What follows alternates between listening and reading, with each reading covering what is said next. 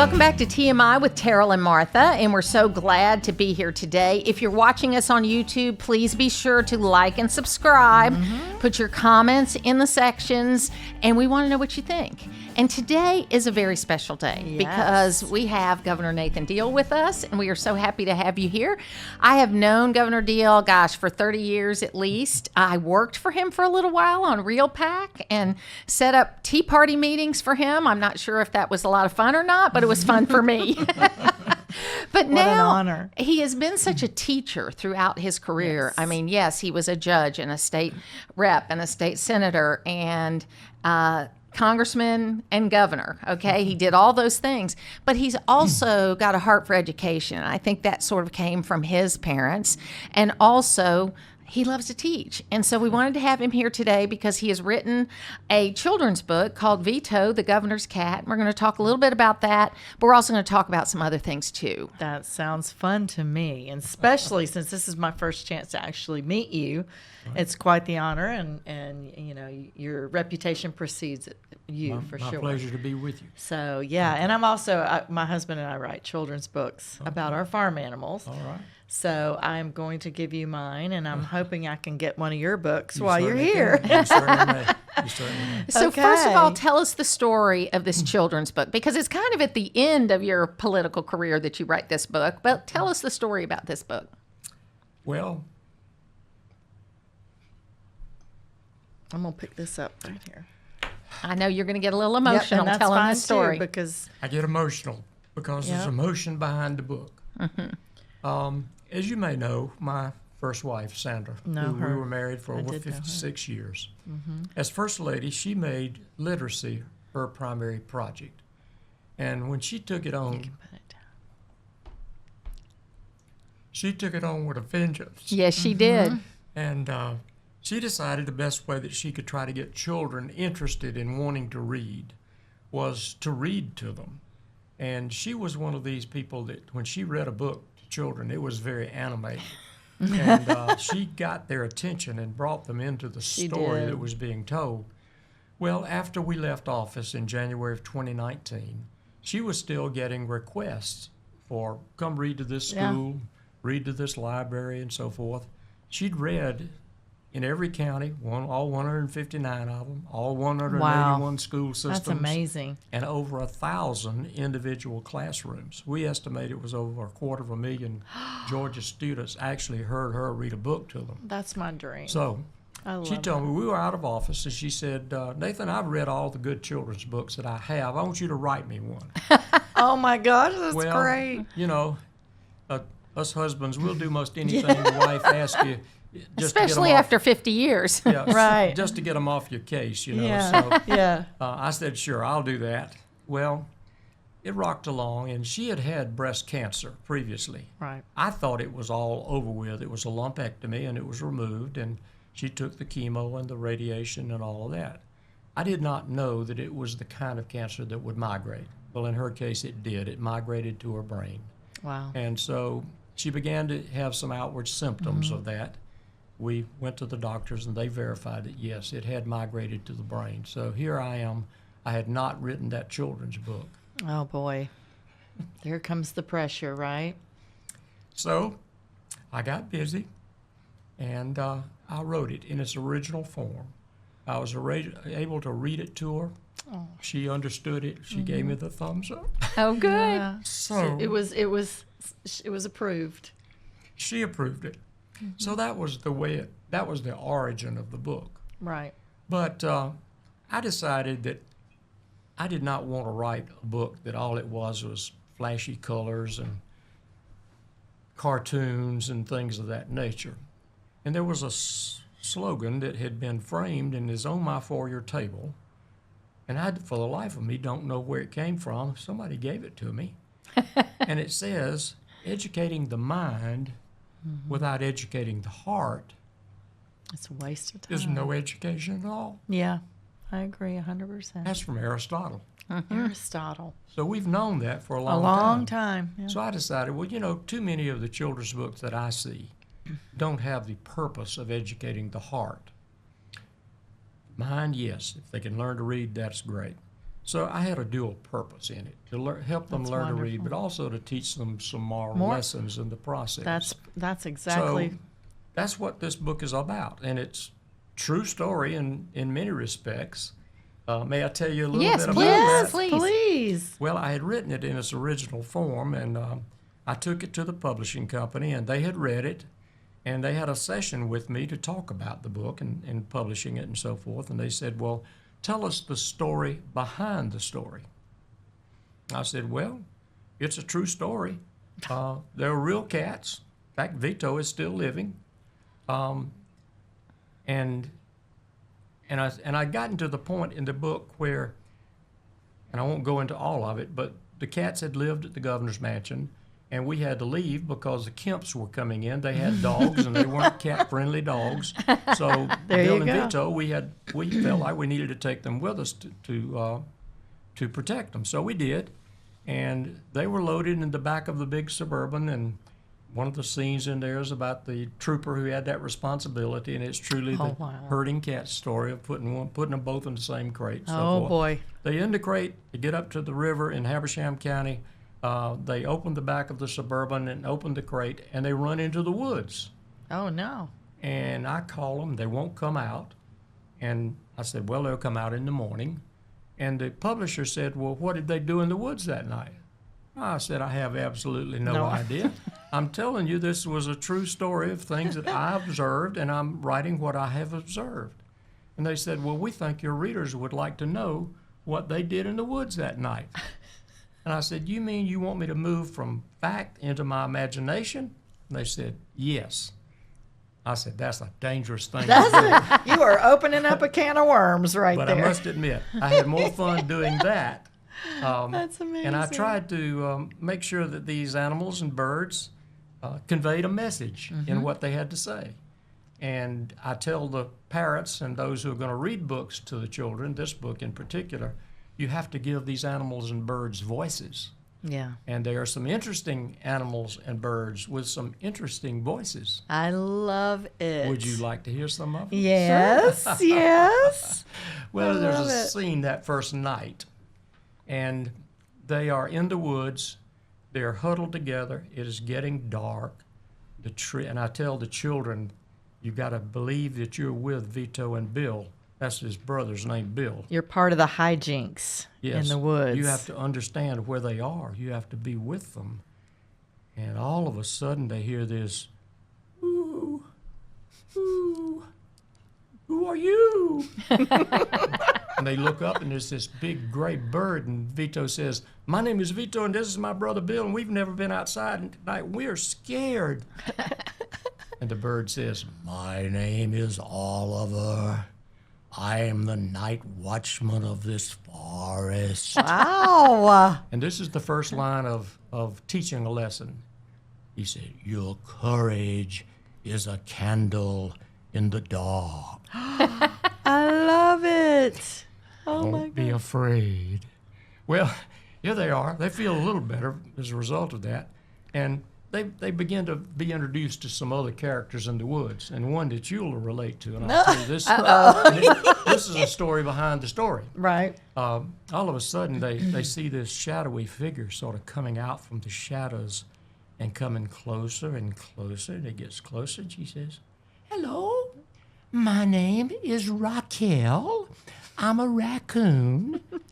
And they think, oh, my goodness, she is pretty. And she says, am I pretty? And Vito said, yes. He says, she was pretty. Her black eyes, her eyes shined with those black rings around them. And when she brushed her coat with her hands, it sparkled in the moonlight. And he says, hands, you have hands. And then we go into explaining about what she has. But the lesson, the story behind the story is this. And you may not know this story, although you know the character pretty well. Walt Snelling. Yes. Walt Snelling was a great friend of mine. The broadcast booth Oh, at, at the stadium. Made here. every child feel special. He did. Oh, He And was when a- he did Little League football games, he called out every child's name. Oh he was my a special goodness. guy. Yes. He was my Oh. special friend. He got me into JC's, by the way. Well, Walt had this shtick about him. If he saw a woman and a man next to her, in a group or just the two of them, he'd walk up to the lady and he would say, stick out his hand and say, "My name is Robert Redford. You must be Raquel." Oh my And of course, at our goodness. day and time, that was Raquel Welch. Well, Yes. The yeah. epitome of feminine Yeah. beauty. Yes. So that's where the raccoon is named Raquel. Raquel. In honor of my friend Walt Snell. That now, is that's not in the amazing. book, so Right. y'all know the story We- behind the story. Okay. We've got a That's so story great. behind the story. That's right. That's Yeah. amazing. Walt Snelling was an amazing guy. Yes. And it was, my kids were not great football players. And he made sure that in those little league football games that their name got called out over the Regardless. loudspeaker, no matter what. Right. Wow. And so you He got was to a hear it. great It guy. was great. Great It was guy. great. So I want to ask you a question about that transfer of power that happens. there. Is it similar to the way the White House does it, where you get up that morning and you go out and the Kemps come in, or is there more of a, is there more time in between? Well, because the election is in the fall. Yes, And you don't have the transition until that Right second away. Monday in January. That's that's right. right. There is a gap Yes. there. We were having our house built up in Habersham County during that time. It had been finished in 2018, so we already had moved most of our furniture. We didn't have any So you furniture just- in the governor's mansion. I had one. Right. I had one. My big recliner chair, and that was about it. So you just moved in and used basically what's there, It was there. right? What's yeah. there? Yeah. It was. Wow. It's a nice 7-room house. I mean, Yeah. yeah, That's plenty great. of room. 7 bedrooms, I should say. We got a lot of other rooms. How has this book changed you? Because now you're doing a whole different thing where you're going around and doing presentations. about You're it, going to be yeah. doing one at the Quinlan Arts Quinlan. Center, 6 to 8 p.m. on Thursday, May 21st. And there'll be a night with you, My Travels Through the Valleys of Literacy. I love that, an evening with Nathan Deal. But how is this, writing this book and doing this after all of the other things you've done, changed you, if at all? Well, I think it has changed me. First of all, it has a sentimentality, as you've already noticed, Yeah. associated with it, by virtue of the genesis of the book itself. Right. But it's also given me an insight into how important education and literacy really is. Yeah. It is the fundamental building block of our civilization. And I'm afraid, we talk about technology, I'm Yeah. afraid to some extent it is detracting from the human being understanding and developing the skills Yes. that they need I- and being dependent agree. on something else that's artificial. Mm-hmm. And it gave me a greater appreciation for that, I guess. But really just being able to see children and to see how they react.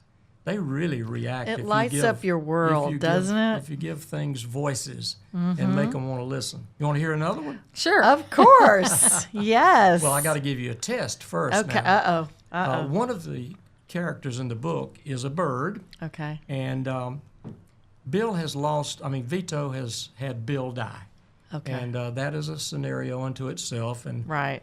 children dealing with death is a difficult Absolutely. subject, and so we deal with that in a soft way. Yeah. We're writing a book original- about that. My with original animals. version of it, I found Bill lifeless in the driveway, and in the original version, I said, "Well, he's dead," and the publisher said, "You can't say that." Can't do that to children. I said, yeah. "Why not?" They say it's too shocking to children. And I'm thinking to myself, "What kind of children are you talking about?" These children. But anyway, I softened it, and I think you'll like the way that it was softened. There's a red cardinal involved as the messenger. good. Yeah. Anyway, the test I want to put you to is this. Okay. Veto is, after Bill has passed away, Right. Bill is going to follow the sunset, by the way. Follow the Bill sunset. had always said in the afternoons he would lie on the ground on the back of our house on the western side, and the sun was setting. He always liked to sun himself. And he had said to Veto one day, he says, "One of these days I'm going to follow that sunset and find out where it goes, and I'll be warm." I love And it. so that's what he's doing. I love it. That is a great, you're helping me because my husband and I, when we had grandchildren, started doing the same thing. We thought, what books can we read to our grandchildren that we really feel there's a message behind it? Yeah. There weren't a lot, Not a to be lot, not a honest lot. with you. I will read this to my grandchildren. But, I've been You have to reading. give them voices now. I was going to say, I've been reading to children in libraries. I just went out to Athens recently and read in a public library. I forgot which library it was, but it was on the way to Athens. I've read to about 300 or 400 students here in Hall County. Good. And our books are about self-realization and self-acceptance.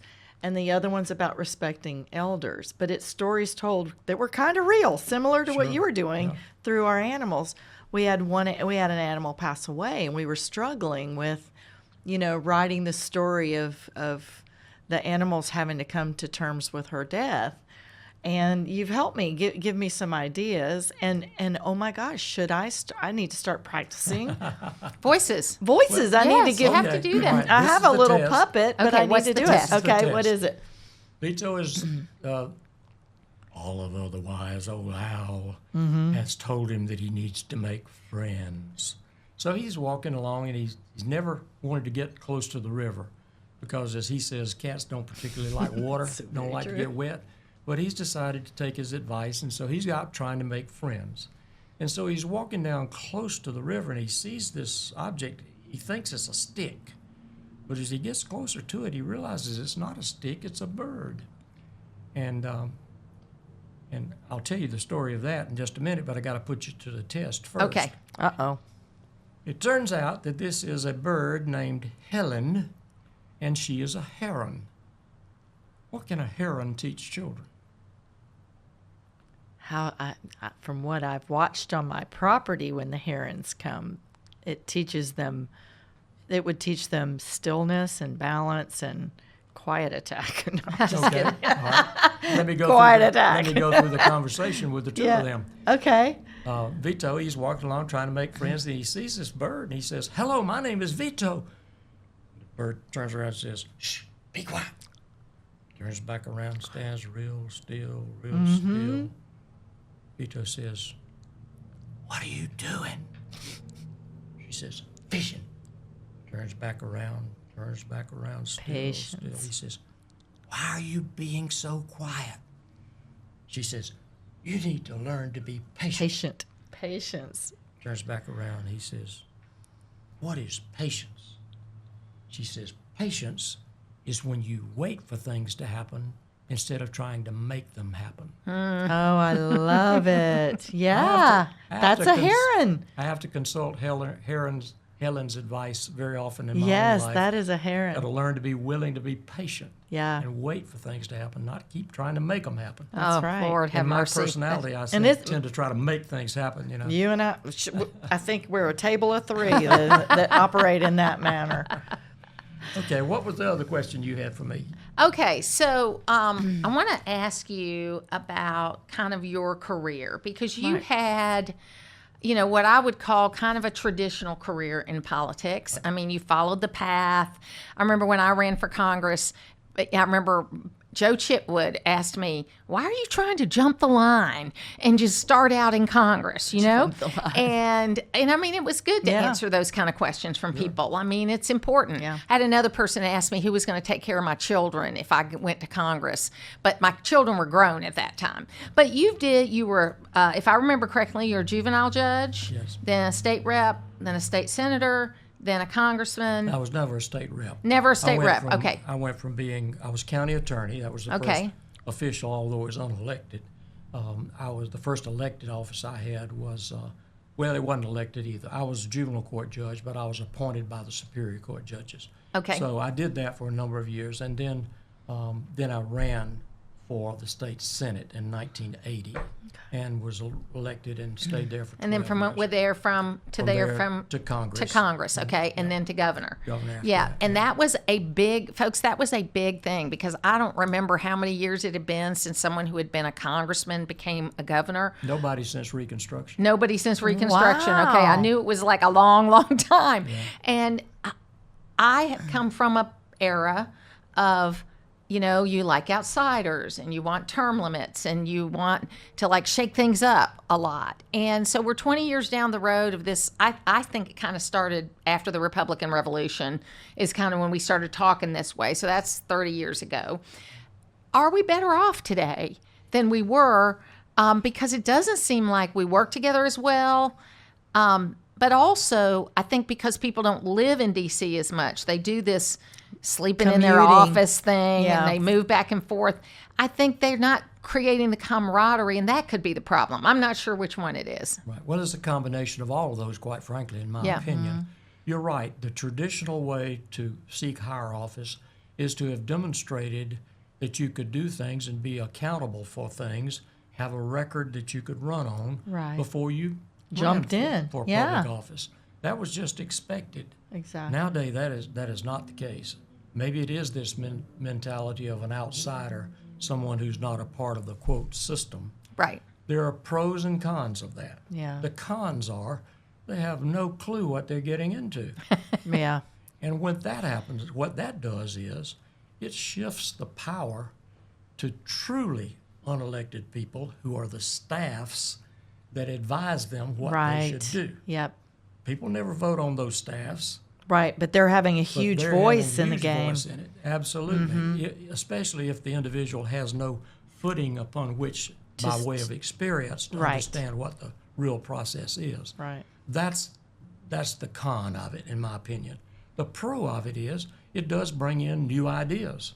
Yeah. Congress New vision. Congress is so still encompassed in the seniority part Right. of Right. it. And if you don't have turnover, then seniority is only in the hands of a few, the ones who can survive the longest. Yes. And it is survive. And it's quite honestly, the irony of that is because the courts have said that we're mandated to have so many mandated majority minority districts, those become safe districts, and they're mostly African Americans who hold those seats. So if you wonder why under the Democrat leadership of the House, so many of the chairmen were African Americans, it's not because of their competence or anything else. It's just that they've been there longer than anybody else. They were there. A white person in a competitive district, they get beat. Yeah. In a black minority majority district, it is very difficult to beat a black incumbent. Well, yeah. Now, that so would make sense. it gives them seniority. It's reverse discrimination, I suppose Right. you would say. Right. Right. But nowadays, as we see more and more people leaving Congress early on, they don't stay long terms like they used to. It is a whole different complexion. They don't have to be there a long time to be a committee chairman. I was there for over 17 years, and the highest I could get was a subcommittee chairmanship. I mean, Mike Johnson, Right. who's the speaker today, was in the Congress for 10 years before he became speaker, Right. which was almost unheard of. Yeah, just you know, very back in the short period day. of time. Yeah. You'd have had to been there for 20 years or more to be able to have that. That's probably that's one of the good sides of what's occurred. The bad side is that inexperience. Right. The, you the can lack- see it all over Well, the place. of and knowledge. Yeah. to your point about reading and screens and things like that, is that we've also, I think, created this environment that because of social media, whatever it is, you can't admit you made a mistake. Yeah. You know what I Right. mean? And be forgiven. I mean, I personally think one of the greatest moments in the Kennedy presidency was when he took responsibility for the what Bay of happened at the Pigs. Bay of Bay of Pigs. Yeah, he And apologized he didn't publicly. go, I made a mistake, but it was Eisenhower's plan. I mean, there were a lot of things he took could have full said, responsibility. but he took full Yeah. responsibility. I just watched that show the other day. Yeah, it's Yeah, amazing. it is. And I because I want what's best for this country. And I have this theory about 50-year cycles. Okay, so that in the 20s, you had prohibition, so you had rampant law breaking. People were moving west, from the city areas, and there was a lot of upheaval during that. Of course, that ended up with the Depression at the end.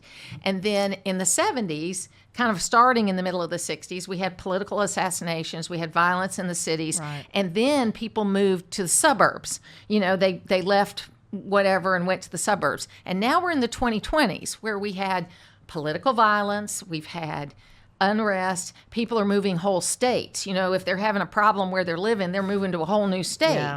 And so I do think we get kind of far enough apart where you forget these things and then you repeat the same The mistakes. history keeps repeating itself. I don't know. Maybe that doesn't make sense. Maybe that's why I'm but- drawn to I've history. been listening to a lot of David Brooks's Yes. addresses, and I believe was a New York Times Yes, he was. reporter. Right. I think he's now a professor at Yale, but he has some very good I'll have to listen. lectures on YouTube, and my wife is very much into that, and she likes him very much. David Brooks. David Brooks, yes. And she's gotten me into that, and he talks about those cycles. Yes. And I forget the words for specifically he refers to them about, but it's the rise and then calamity. Yeah. And then back again. Yeah. And back again. He says we're in that period right now. I believe it. Of leading up to having a revival in effect. Right. And going back to some of the more traditional ways. And I do think that's beginning to happen a little bit.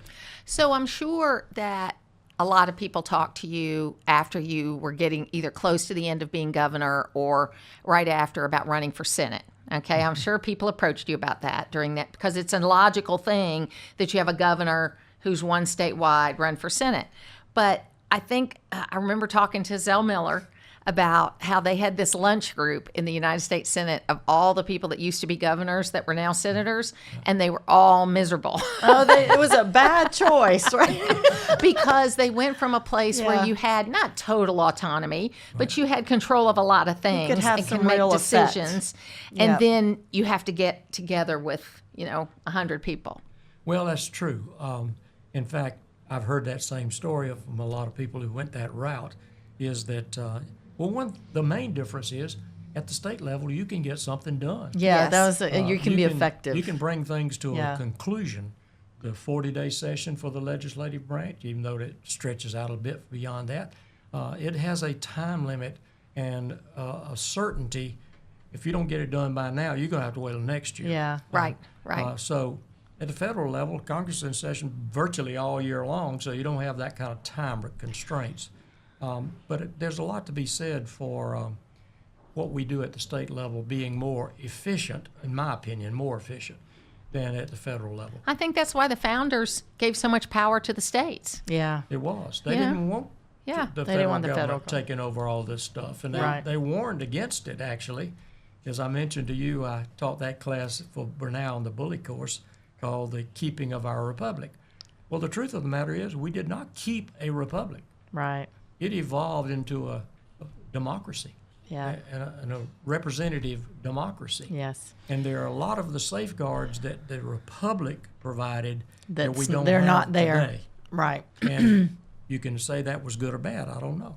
So I want to talk a little bit about education, if that's okay, Terrell. Yeah, absolutely. We've got, obviously, I'm sure you followed a little bit about, we passed this literacy bill like 3 years ago. I'm on the State Board of Education representing the 9th District, and I've been kind of complaining for a couple of years where I think we bureaucratized that bill too much to where all you did was have a bunch of meetings with a bunch of committees, and they didn't actually roll out the tools that these kids needed to be able to read better. And over here in Mississippi, I'm sure you followed that, they took their teachers and just taught them all phonics, made sure they could all teach phonics, and in 3 Oh, my years, gosh. they've turned the Everything Mississippi around. students around from being like 50th to Yeah. being 8th in literacy, and they with spending no extra money except being sure that the kids, that the Learn. teachers could teach phonics. Yeah. And we have a new bill that was passed this time with Speaker Burns where they're putting coaches in the schools. But it's one of those things where I think it's very easy to improve the literacy of children. You Yeah. need to read to them, Yes. and you need to help them read. And using their imagination Yeah. as well with the tablets and with the way things are. And there is proven science behind the act of writing, of taking a pen. I remember as a child, I could take a pen to paper, and if I put that to paper, it stayed in my brain. Right. And there is proven science behind that. And these children are not writing. They're barely, in fact, they took, script out of the school for a They long took time. the cursive writing away. They put it Yeah. back now, which It's is back good. in. And they're bringing it back. Yeah. are. But I mean, that short circuits the brain. Well, the irony of that is, you get some form and it says print your name, And then sign your then name. sign your name. If you These didn't learn, students, it's the same It's thing. print and print. It's the same thing. It's true. They don't. In fact, Yeah. I always wrote cursive. My mother was a first grade school teacher. Oh, boy. And, she taught phonics. She thought that was Hooked on one of the phonics. most important I remember that. things that you could do. But I learned cursive writing, and so that's the way I would write. And I have a very good handwriting by most standards. very good penmanship. Can I you would sign have, a book for me? I will. Okay. I would have these young interns that were working in my congressional office, and I would give them things, and they were supposed to type them up and so forth. They'd Right. come back to me and they said, "We can't read this." They could not read cursive. Yeah, I know. It So breaks my heart. Terrible So- handicap. 'Cause One of it's, my- it's art as well. One of the greatest things that I get to do is mentor young people, and they will ask me about, how to find a job, how to do all this kind of stuff. And the first thing I always say to all of them is everything today has content. So you have to be able to write. So if you can write a sentence, a paragraph, or a page that makes sense, you will always have a job. That's right. And because you're always going to True. need that. And I think we're getting back to that, don't I you, think Terrell? I mean, do. you've got younger grandchildren than I do, and I see it coming back. I feel like it is definitely starting to, when you talk about the American destruction- pendulum. it's the pendulum, Right. And it's starting to swing back. And I'm hoping for my grandchildren's sakes and your grandchildren's sakes that we can find that spot where we can get back to learning, because all the information's out there. We have lost footing in the educational system of our children here in the United I'm States. afraid we have. And so we have to, if you keep, what is the definition of insanity? If you keep doing the same thing over and over again and expecting different results, that's insanity. And we have to make those changes. And, I feel so blessed to be able to know, Martha and I have been friends for quite some time. She's been able to educate me. I'm educating her Yes, you all are. the time. And just learning what I've learned from sitting here talking to you. And really, it's going to help me be a better writer and a better reader to the children, so that I can add but Congress, you need to go to Congress and you need to teach them about the heron, and you need to teach them about all these wonderful characters in here. Well, when you get right down to it, government is based on information.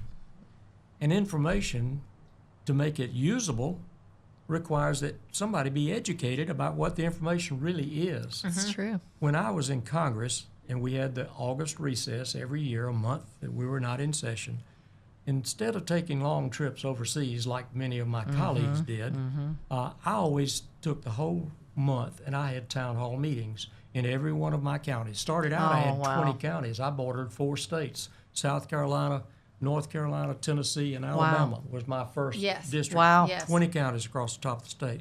And I would have town hall meetings. I'd have it under shade trees. I would have it in little gazebos on the front lawn of the courthouse. Wow. I would have it in a lot of different places, because I felt the most important thing was, first of all, to listen. Right. But I found also more important than that was to educate my constituents. Yes. Because they only heard tidbits of things with a biased slant. We need that. And they would ask me these biased questions. Yes. And then I would do what you say I do as a teacher. Yes. I would take that and I would explain to them what's below the surface. You And they can had no change idea. hearts that way. Yeah. You Well, can they had no change idea what hearts it and was. minds by actually giving them real That's information. right. You do. Well, and I think it's confronting also. I find this, that if I get a cantankerous phone call or email from I've somebody, heard your show sometimes when somebody's on I it. will call the person back and talk to them. Good. Because That's they're great. so surprised that I'll actually call them. That's right. Yeah. Do you know what I mean? And then that kind of neutralizes. Yeah. Not Yeah. always, but most of the time. Right. Well, we lack good information as a general rule. We do. And finding sources for good information becomes more and more difficult. Yes. Yes. And that's really very sad to have that happen. And they're representing people that they don't know, because they're not doing what you're doing. They're representing people they have completely lost touch with on both sides. Well, of and the because fence. because of the nature of being in Congress. It's a pretty good salary, okay? But you live a life that's more than that salary. And what I mean by that is usually you have a driver. You usually have someone keeping your schedule. You get some perks along with it that are people that only, that other people get, and then you lose touch. Right. And that's why I loved what you always did. You'd always come see me on August, and we'd talk, and we'd have a radio show, but it's like you've got to make that effort to include your constituents. And it's not just about having a town hall meeting that they organize a bunch of people to come and yell at you. Okay, that's not what it's about. It's about talking to people. Well, it's also about being with your people. Out of the 17 plus years that I was in Congress, I think I only spent 4 weekends up there. I came back every weekend. I was quite honestly a frequent flyer in and out of the Atlanta That's airport. great. But I wanted to hear, I would see constituents, I still am told that the stories that people would see me taking my trash to the trash dump. Oh, wow. They would You're a see real me there all week person. and they'd You're, say, who are you? You look like Congressman Deal. And I'd be in my jeans and my work shirt and everything. I said, well, I am. And they couldn't get over the fact. That's wonderful. Because too many times they think the elected officials are so high and mighty and elevated from them that there is a disconnect. And if you have to try your best to make sure you eliminate that disconnect. From your mouth to God's ears and to the Congress Yes. men and women. So are there plans for any other books? Well, this was probably a substitute in some ways for the pressure I've had on writing my memoirs. Yes. Oh, And I started on them, and but I jokingly say I've got to wait for a few more people to die before I can really write my memoirs. You need to write those memoirs because So all he can tell the real story. Yeah, because you really are a teacher, and the legacy of that teaching and that you can express that through your written word and through your thoughts, because I think the country will be hungry for that. Well, That's probably my next writing project. Good. I All love right. to I love Good. to write, and I Well- like good literature. Well, so I wrote a book in 2005 called Indivisible, Uniting Values for a Divided America. And I've been getting some pressure to update that because sadly the problems I wrote about 20 years ago Are still here. we still have. And Yeah. so I'm getting tugged to do that. I'm thinking about doing So that. we're all writers, and I yes. love that. And that's We one of love the things that Martha and I are going to do at one point is go to a big writers conference together up Yes. in Banff. Yes. So Yes. I heard an interview last night for that fellow who has written Theo of Oh, Golden. I love that I book. heard an interview of him. Interesting guy. He's from Columbus, Georgia. Yes, practiced he law is. down there. Yes, he is. And but he's a great writer, and that's a great. I Have haven't you heard read the it yet, book? but my wife has read it. And Oh, the she's book is amazing. Recommended it to everybody Yes, under the sun. So I think Absolutely. I think I talked about that in one of our podcasts. You did. So, You yeah, did. It's a great book. Well, reading it. Governor Deal, thank you so much for giving us your time today. You're welcome. Thank you for having me. It was a Very nice to pleasure. see both of you. So nice to have you. Thank you. And, this was just a lovely discussion, and we're so glad that Governor Deal joined us. And you need to get his book, Veto, the Governor's Cat. It's a great book for grandchildren. I can attest to that. And be sure you like and subscribe on YouTube because we really want to know what you have to think, what you have to say, and we appreciate you being with us today. Yes, and continue sharing our episodes with friends and family.